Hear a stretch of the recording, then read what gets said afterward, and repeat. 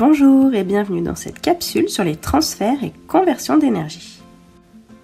On peut parfois penser que l'on peut fabriquer ou détruire de l'énergie. Mais c'est faux. L'univers possède une quantité d'énergie qui ne change pas. On ne peut donc ni fabriquer ni détruire de l'énergie.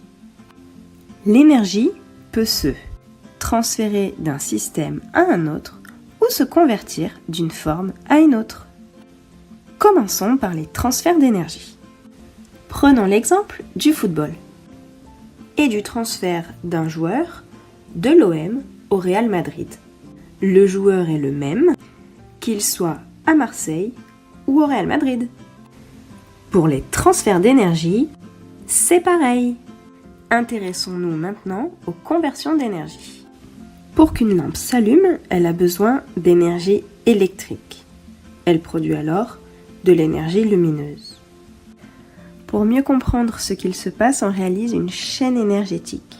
On représente les formes d'énergie par des flèches et la lampe par un ovale. Alors pourquoi la lampe est différente des deux autres ? Simplement parce que c'est un convertisseur d'énergie. Alors ce diagramme, on le lit de la gauche vers la droite. À gauche du convertisseur, il y a l'énergie d'entrée, l'énergie utilisée, et à droite, là où les énergies produites. Oui, mais il manque un élément. Si on met son doigt sur la lampe, ou tout du moins qu'on s'en rapproche, on sent de la chaleur, et même si on touche, on se brûle. La lampe ne produit pas seulement de l'énergie lumineuse, mais aussi de l'énergie thermique. Cette énergie thermique est perdue puisqu'on ne s'en sert pas.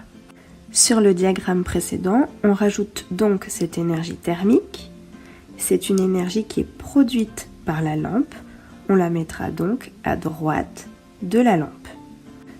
Pour terminer cette chaîne énergétique, on rajoute les différents réservoirs d'énergie, à savoir la prise au départ, qui va fournir de l'énergie électrique à la lampe, qui elle va produire de l'énergie lumineuse et de l'énergie thermique à l'environnement. Merci à tous d'avoir suivi cette capsule et à plus en classe!